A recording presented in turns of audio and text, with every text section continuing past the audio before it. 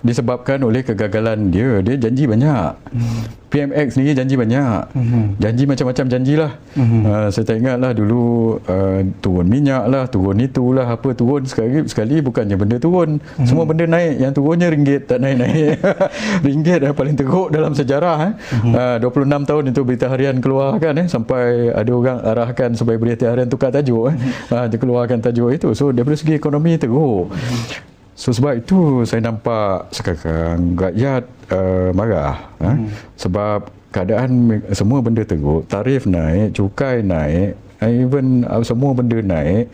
Ini nak naikkan, saya dengar esok kemungkinan besar nak naikkan OPR pula 3.25%, interest rate pun naik. Tapi bila saya bising ni tak tahulah, mungkin dia hold sekejap lah esok. Kalau dia hold bagus. Tapi kalau dia tak peduli, dia naikkan saja lagi esok.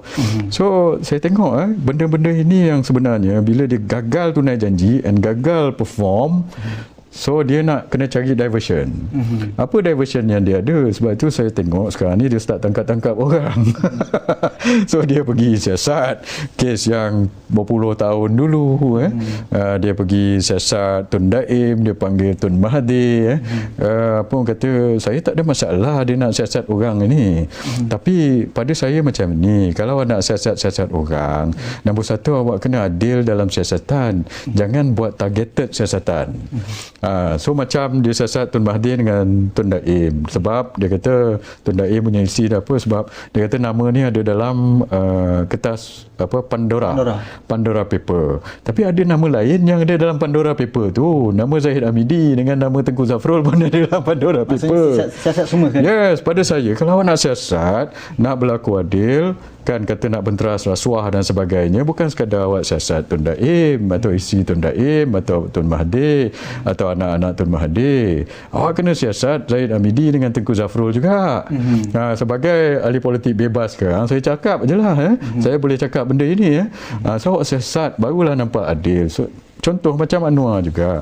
Dia kata dia nak benteras rasuah. Tapi orang tak percaya sebab timbalan dia dulu kes digugur di mahkamah. Mungkin 47 tu dapat apa DNAA. Ini satu lagi. Datuk Zahid itu lagi. Kalau dia pergi mahkamah, macam kes Datuk Najib lain. Datuk Najib dia pergi the whole stretch. Sampai dia lawan dapat penghakiman hakim di mahkamah tinggi, lepas tu mahkamah appeal sampai federal court, sampai dia masuk penjara, kita minta pengampunan dan sebagainya. Tapi Datuk Zahid belum habis cerita lagi peguam negara yang gugurkan.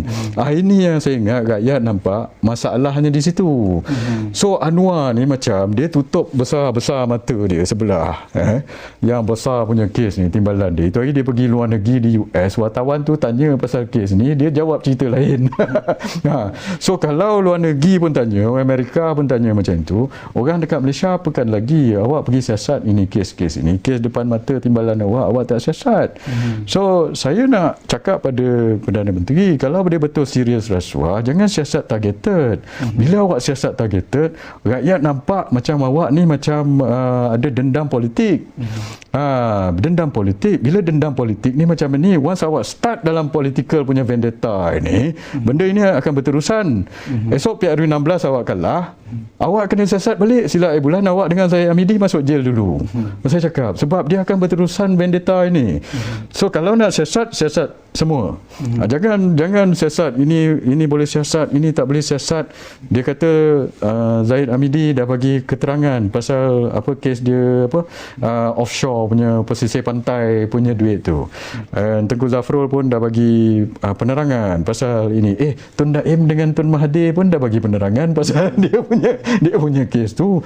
Daim cakap macam ini, bini dia cakap macam itu, Tun Mahathir cakap macam itu, tapi mereka kena siasat. So Zahid dengan Zafrul yang dah bagi penerangan pun awak kenalah siasat juga. So tadi Fahmi Fadil Menteri Komunikasi cakap, dia kata kerajaan tidak ada kena-mengena dengan siasatan ahli keluarga Mahathir, Tun Mahathir.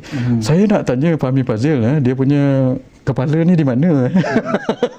So saya tak tahu dia ni. So yang siasat tu SPRM atau polis. SPRM ni polis ni apa? Kerajaan lah.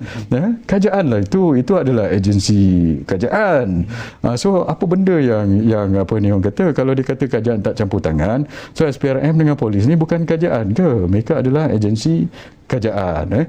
So sebab itu saya kata kalau agensi kerajaan untuk siasat, mereka kena siasat without fear or favour. Dan saya setuju dengan pendapat beberapa NGO ini. Dia kata nombor satu, siasat semua. Nombor dua, kemuka bukti dulu. Kena ada bukti baru awak tuduh. Jangan awak tuduh dulu, pergi panggil orang, suruh dia sendiri cakap bukti. Ini apa benda? Ini macam witch hunt. So dekat Malaysia ni, once you start witch hunting, dia akan jadi karma. Bila jadi karma, nanti benda ni, cycle ini akan berterusan. Dan kuasa ini bukan selama-lamanya. Saya punya pegangan politik dia, saya daripada dulu sampai sekarang. Bukan pegangan politik sajalah. Pegangan saya deal dengan orang lah. Cik Azman satu. Nombor satu, awak jangan naya orang. Always kita cuba buat baik pada orang. Kalau orang itu ada masalah, kita cuba sedaya upaya tolong. Kita tak boleh tolong semua orang, tapi siapa yang boleh tolong, kita tolong. Itu nombor dua. Nombor satu, yang paling penting sekali, awak jangan naya orang. Kalau naya orang, kan, di dunia akhirat nanti awak kena. Satu, doa orang tiada naya tu makbul. Yang kedua, kalau orang tu tak mampu nak balas, Allah SWT yang balas. So perkara-perkara ini, kalau dia ada unsur-unsur penganiayaan atau unsur-unsur targeted dekat situ, nanti awak tunggulah.